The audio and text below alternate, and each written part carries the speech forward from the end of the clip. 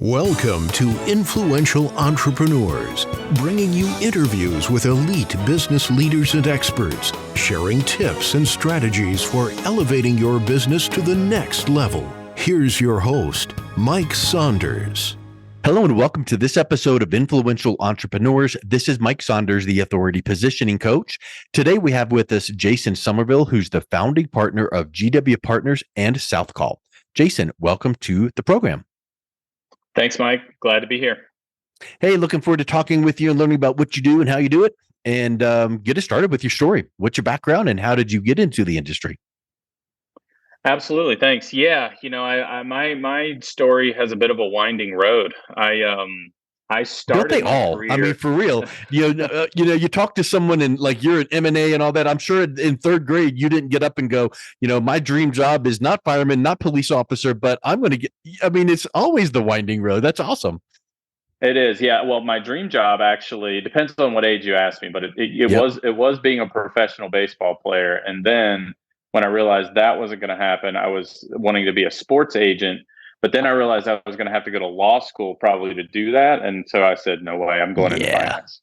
Awesome. So that's where I started. I started as an investment banker with Bank of America, kind of right out of college in Chicago, working on large transactions across debt, equity, M&A, capital markets for Fortune 500 type clients. Obviously, all the big companies that a big bank like Bank of America services. I spent about 3 years there, and then I actually went down to a hedge fund. Essentially, was what it was in Miami, known as Bayview Financial.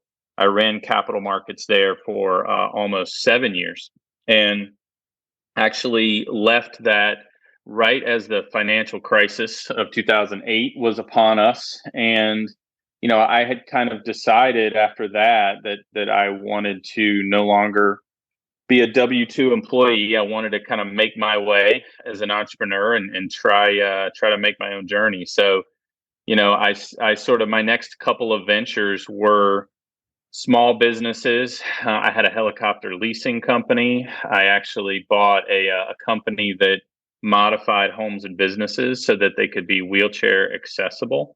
And that was kind of what kicked me off into my entrepreneur journey. So I kind of left the world of investment banking and finance, moved into, very legitimate, kind of small business entrepreneurship, and then kind of found my way back to sort of a blend of both about 6 years ago or so. And started GW Partners, which is essentially an investment bank kind of / M&A advisory firm and business consulting firm that focuses very heavily on founder-owned companies, typically in the lower middle market. So normally under 100 million of revenue on down from there. So, and really the onus for that was, in my journey actually selling small businesses as an owner, and after coming from that crazy pure Wall Street world, I came to the conclusion that there were all of these, founders that wanted to sell their companies, but were kind of almost forced to work with advisors that, quite frankly, I felt like weren't doing them a great service.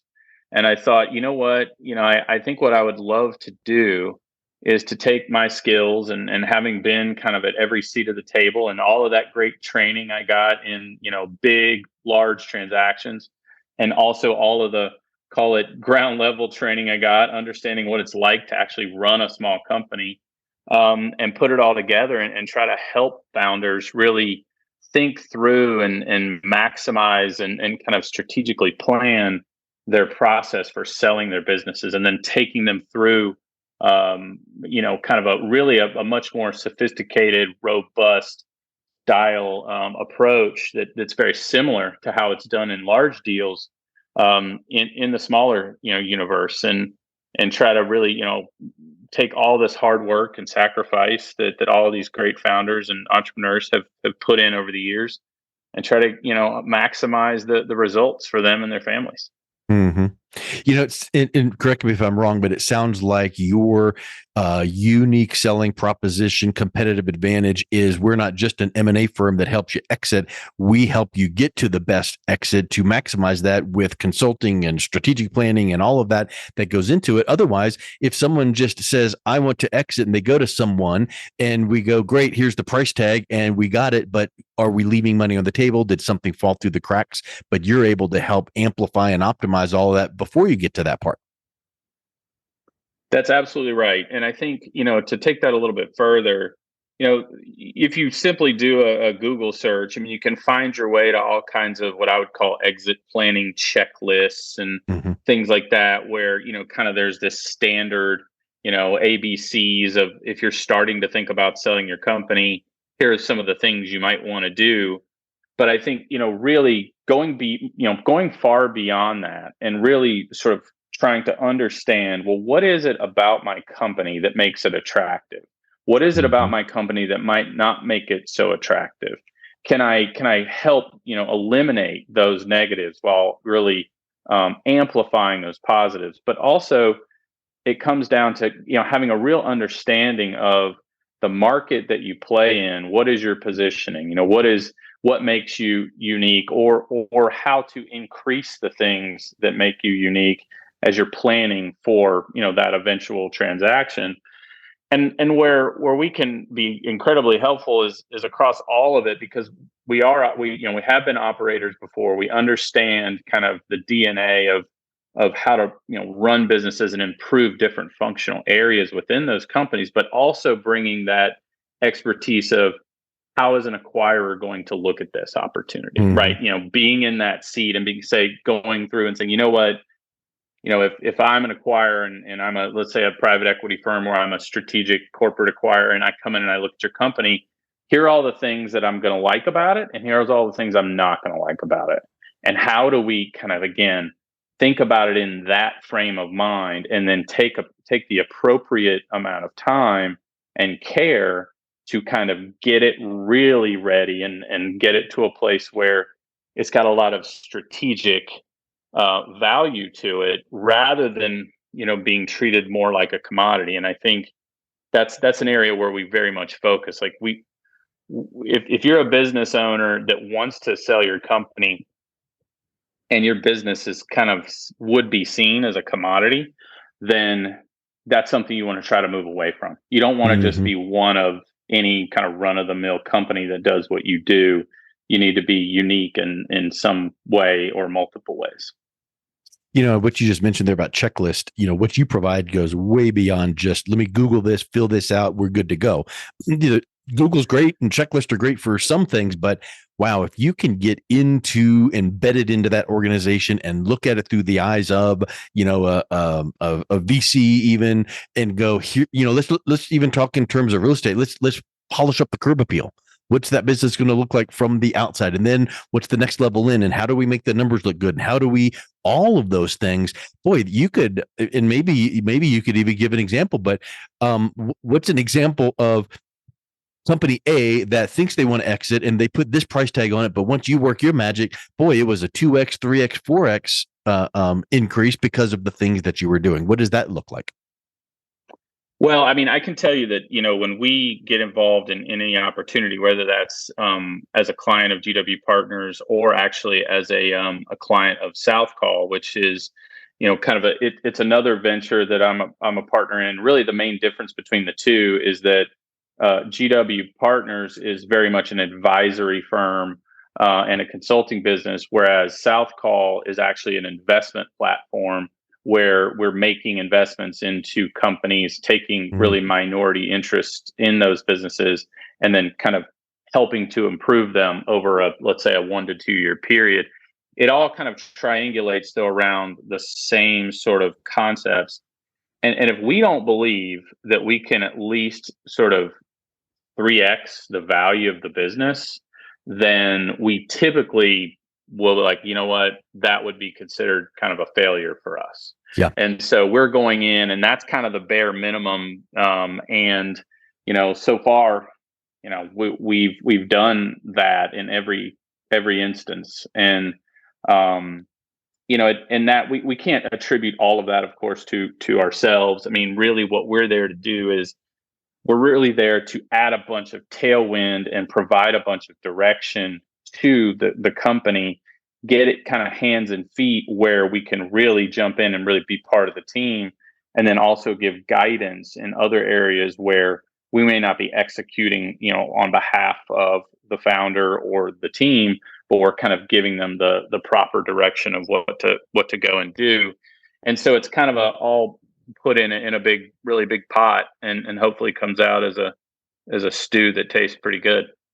Yeah. I mean, there's effort. You can't just wave a magic wand. You can guide and say, here's what needs to be done, but the founder and the company need to roll up their sleeves and work as well. So where do you start when you start working with a company? What should founders be doing to make their company strategically valuable as like a acquisition target?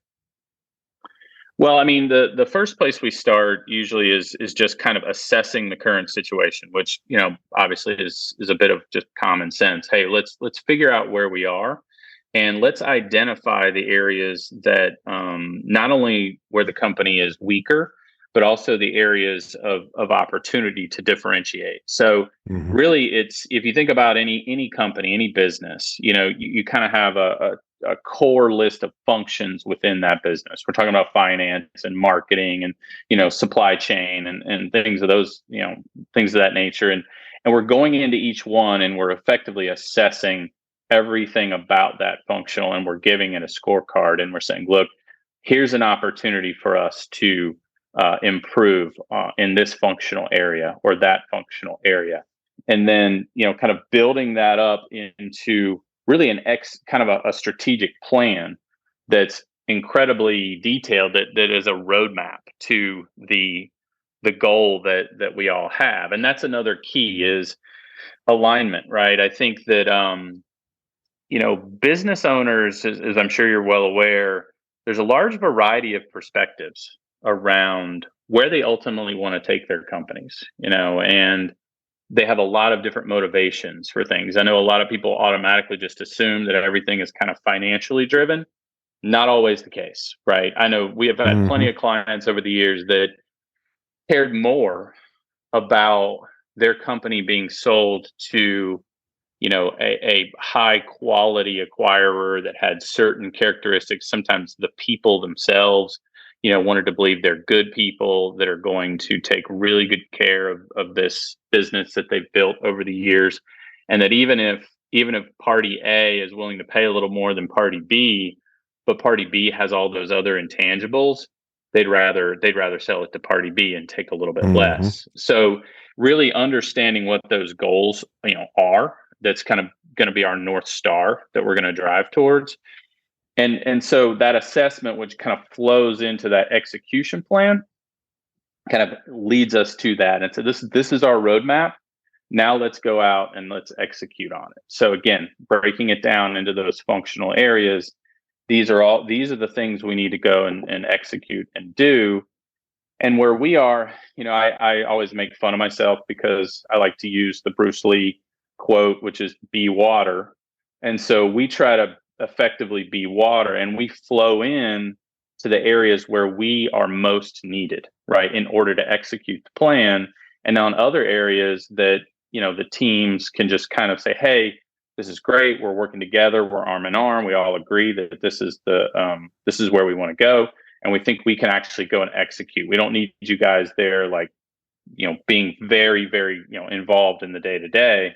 And then there's other areas, and companies and founders, they tend to have different strengths and different weaknesses, things that they love to do, things they don't love to do. So lots of them are great marketers, but they hate finance. And some, I've seen the Yep. complete opposite. We just had a transaction where, the owner, very successful, company's growing like a weed, but he's a finance guy, and the marketing is the biggest driver of the company. And so we need to figure that out, and did figure it out, to make it really grow and sing. Just not his wheelhouse. So, it's a lot of detail, but in general, it's kind of assessing and then building an execution plan and then going in and executing. That's kind of the first really half of what we're doing.